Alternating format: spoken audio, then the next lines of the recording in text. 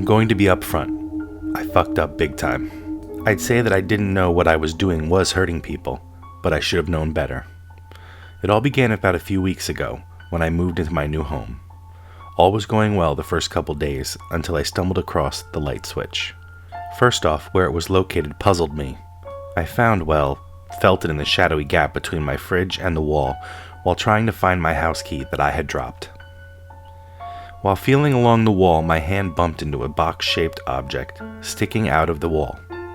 Curious, I shined my phone light into the gap and saw that it was a cover of some kind. I pulled it off to find, you guessed it, the light switch underneath. It looked so innocuous, which is why it puzzled me that someone had seemingly gone through a lot of trouble to hide it. The cover over it was one thing, but why the fridge had been placed in front of it had me scratching my head. Naturally, I decided to flip it to satisfy my curiosity about what it did. I figured it would just turn off my kitchen light. However, when I flipped it, my kitchen light did not turn off. I checked my dining room light to find that it was still on as well. As far as I could tell, the light switch didn't seem to affect anything. Eventually, I decided that I should ignore it for the time being.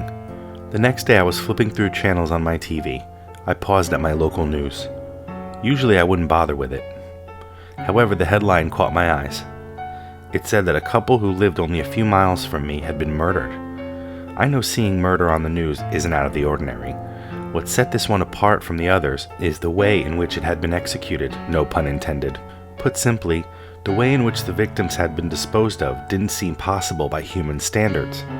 According to the police report shown, it was like their bodies had been tossed into a giant garbage disposal and their remains had splattered all over the living room. It kind of reminds me of what happened to one of the characters in the first Nightmare on Elm Street movie. Anyway, I was obviously freaked out by this. There was a killer in my area. The police had no leads and no idea what motivation could be, which meant that anyone could have been a target, including me. Not being the biggest fan of getting horribly massacred, I decided it would be safe to stay in until it was safe. That week, 3 more killings occurred. Although they varied, the results were the same. Only some remains were left of the victims. In the case of the first one, a finger was all that was left. The second, an ear. The third, some teeth. And the fourth, a pair of eyes. Being cooped up stressed me enough, and I had the possibility of being murdered added to that. Eventually, I tried focusing on other things to keep from thinking about what could happen to me. That led to me pondering about the light switch again. I went to look at it once more to find that I had left it switched on. I switched it off on impulse.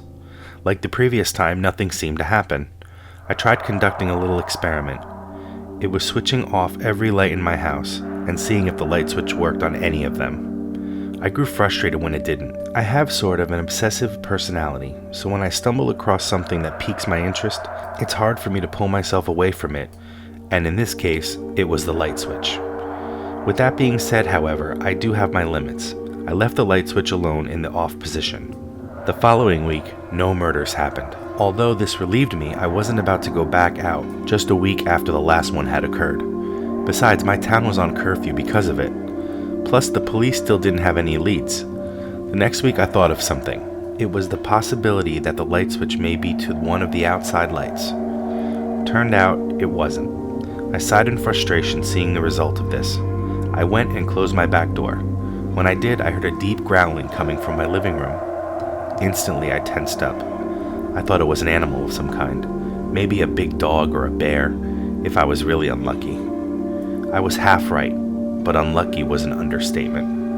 I made my way to the living room while holding a large kitchen knife. It wasn't like I wanted to brutalize an animal that had found its way into my home, but survival takes priority. What I saw, I suppose, could be classified as an animal, but just barely. Alien is the best way to describe of what I saw. Its torso was shaped like that of a human being. That was the only similarity it had to a human being. Its skin was a pale grayish green. It had multiple eyes that covered the top of its head. They were pearl white and all seemed to be facing different ways. Its mouth resembled that of a garbage disposal hole. It was circular with pointy teeth pointed inward towards its mouth center. My choked gasp, although low, was enough to attract its attention. Its eyes shifted and focused on me. I didn't even have time to think about running before it charged at me. In the blink of an eye, I was knocked back and sent sliding across the floor and into the kitchen. It was no wonder it was able to elude the police. With how fast it was, I was surprised it didn't tear into me right then and there. That was until I noticed the handle of my knife sticking out of its mouth. By pure luck, I had been holding it in a way that blocked it from taking a bite out of my stomach. The downside to that was no longer having a weapon to defend myself with. Honestly, it wouldn't have mattered if I did. Its skin looked thick enough to resist bullets, let alone a measly kitchen knife. I know that I had no means of escape. I took solace in the fact that my death would be quick. Judging by the others I had seen on the news, I closed my eyes and waited for the end to come. A moment or two went by before I opened my eyes. The creature was still there. However, it was in distress. Half of its body was gone, like it had been erased. It seemed to be stuck on something I couldn't see. It tried biting and clawing at me, but was unable to due to how far away it was. I heard a noise similar to a vacuum cleaner on full blast as some unseen force pulled it back. Only when I saw the air ripple did I realize that it was being pulled into a portal of some kind. Its head seemingly got smaller as it was pulled through the portal to I don't want to know where. My relief was short-lived as I heard a deep, raspy voice behind me. "You fucking moron." I turned to find 3 people standing in my kitchen. One glance told me that they were also not human. My first indicator was their eyes. They were like that of a snake. The second was their skin. It resembled concrete, if it was somehow flexible upon drying. The tallest of them, who was presumably the leader, glared down at me. I didn't know what to say in response. The creature had frightened me to no end. However, these people looked as if they wanted to rip my head off, and I had a strong feeling they were more than capable of doing so. Fortunately, they didn't harm me right away. I shakily got to my feet. "Can I help any of you?" I hesitantly asked. "That switch you messed with caused monsters like the one you saw to come into your realm." "What switch?" "The one by what you call a fridge." "Oh, that? I didn't flip it. Someone else probably did." "If that were the case, you wouldn't be able to hear or see us." "Oh, shit." "You idiot. Why did you have to keep messing with the switch?" "How was I supposed to know that was what caused those monsters to appear?" "Let me ask you a question. Do you have ways of obtaining information about what's going on in your area?" "Well, I did watch the news occasionally." "And while viewing it, was there any mention of killings that seemed far too gruesome for any regular animal to perform?" I might have seen a few." "Exactly. Yet for some reason you couldn't put it together that the switch was causing it? In my defense, that still seems like a pretty big leap in logic. Also, if it was so dangerous, why didn't you remove it?" "Anyone intelligent would have realized it eventually, and to answer your question, removing it would be like having it permanently switched on.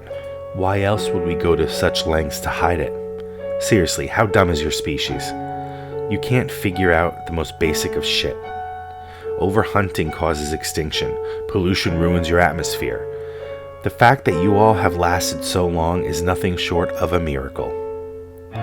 Now I have a damaged ego on top of being frightened. His words cut deep.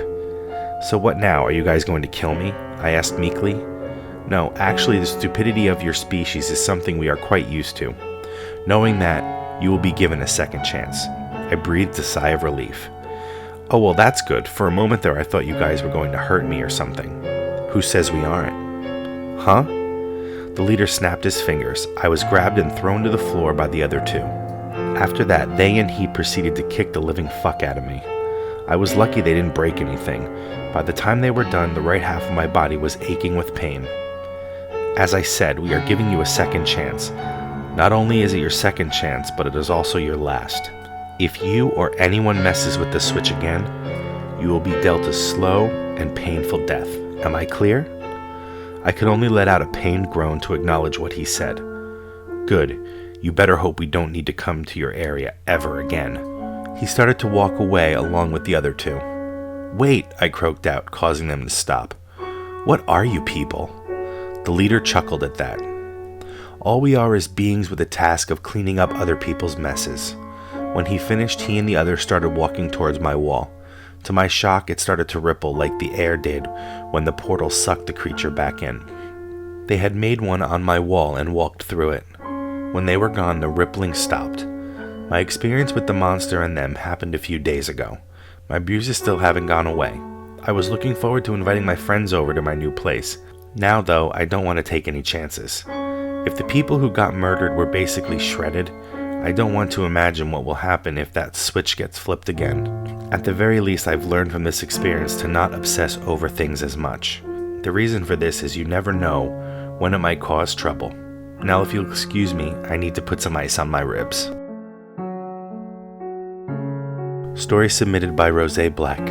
For more, click the links in the description.